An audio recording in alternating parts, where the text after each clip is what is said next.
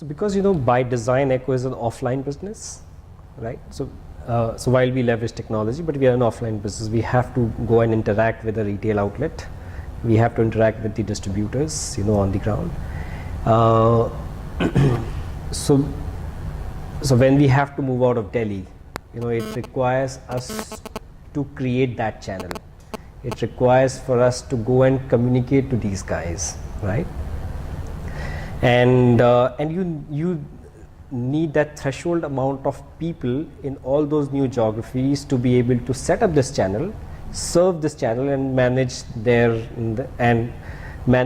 on an ongoing basis.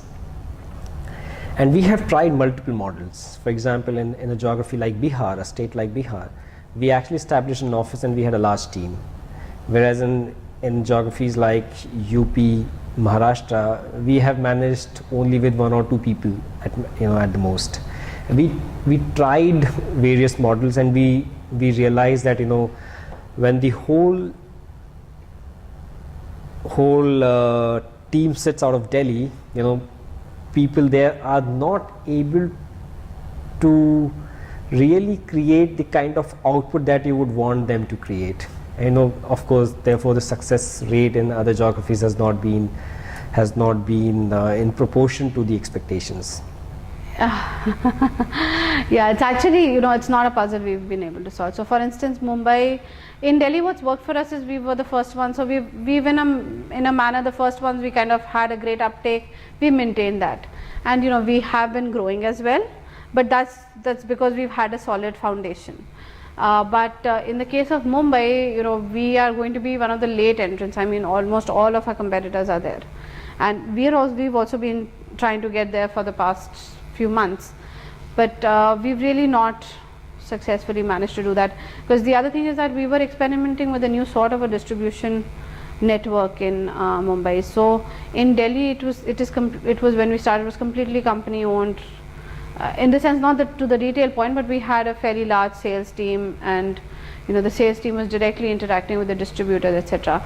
In Mumbai, we decided to have a sort of a franchisee model where we first scouted for somebody who would be able to play our sales team role there, and we would really be investing in maybe 1 or 2 people to first get that, and then the franchisee would have its own set of people, and they would find distributors and retailers, etc., etc. So because it was something new, and something new, you really don't know what's the outcome. At times it just doesn't, you don't find the right partner. So all of those things is what really went wrong on that front with us, and we are trying to correct some of those things very rapidly. So yeah, the challenge for a new geography, the brand is not known. What's good is though, the flip side is that the product is at least known. So whereas you don't really need to educate customers so much about what the service is about and whether it's for real. So getting to a new geography, you have that benefit that you're not educating people about the service, you're mostly educating them about the brand. But what you really need to drive home is what is the competitive advantage then you have, what is so different.